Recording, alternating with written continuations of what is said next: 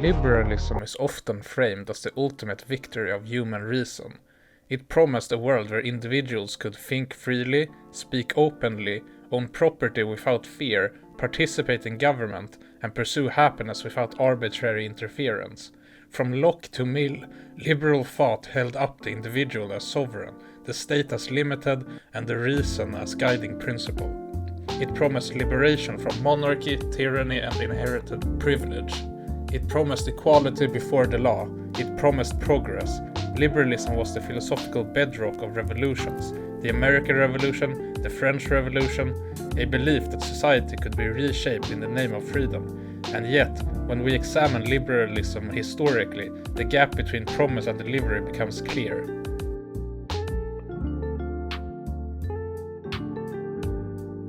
Liberalism promised political freedom, the right to participate, vote, speak, and assemble.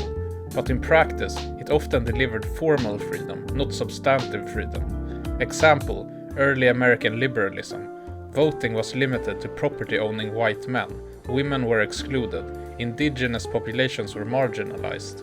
Slavery persisted for nearly a century after independence. Freedom in theory was universal. Freedom in practice was highly restricted. The same pattern appears across Europe. Universal suffrage often came decades after the rhetoric of liberty. Liberalism gave people a legal framework. It did not always give people the material means to exercise freedom.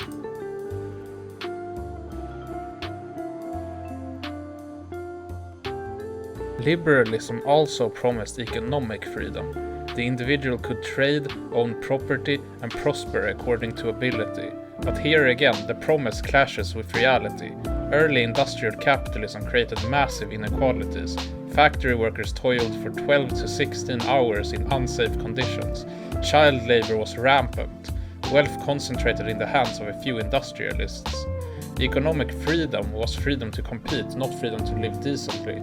You could theoretically make it, but many couldn't even survive without selling labor under exploitative conditions. So the liberal promise of economic self-determination often masked systemic coercion, dependence on wages, debt, and property you didn't own.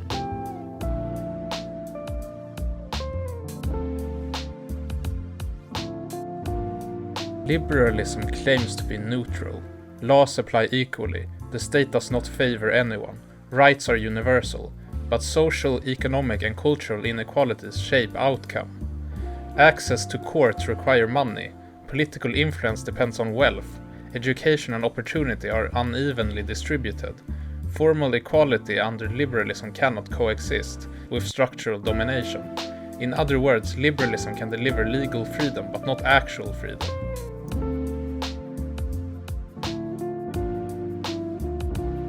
One of the sharpest contradictions of liberalism is its imperialist history. The same liberal thinkers who championed freedom at home often justified colonial domination abroad.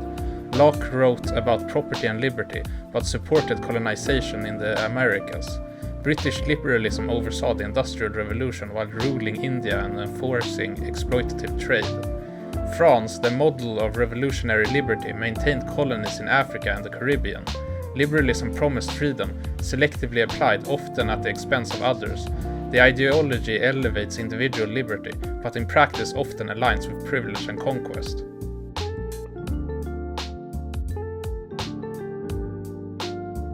Liberalism also promised a meritocratic world, that success should follow talent, effort, and reason. But meritocracy is a myth under conditions of structural inequality. Wealth is inherited, networks and social connections determine opportunity, and education depends on social class. Formal rights cannot compensate for material constraints. Liberty without equality often reinforces existing hierarchies. In practice, liberalism protects the right of some to dominate others under the guise of freedom.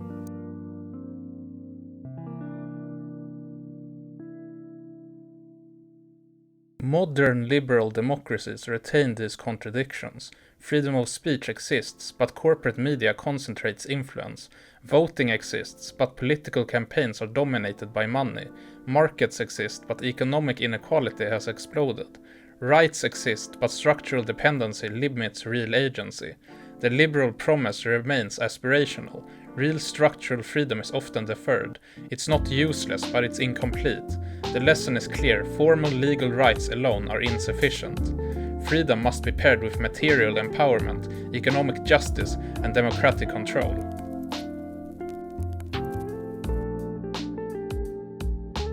Liberalism gave us the framework for critique. It challenged monarchy, tyranny, and coercion. It emphasized reason and individual rights. It created space for debate, reform, and activism. But the promise of full freedom remains unfulfilled. Formal equality cannot substitute for material equality. Legal liberty cannot replace social justice. Markets cannot guarantee meaningful autonomy. The challenge for modern political thought is to close the gap, to move from formal freedom to substantive freedom, to ensure that rights are not just protections for the powerful, to build systems that deliver both liberty and equality. Liberalism promised a world of freedom. It delivered a world of structured inequality with formal rights. Understanding that gap is essential, not to reject liberalism wholesale, but to recognize that freedom without structure is incomplete. And once you see that, you can start imagining systems that fulfill the promise, rather than just the rhetoric.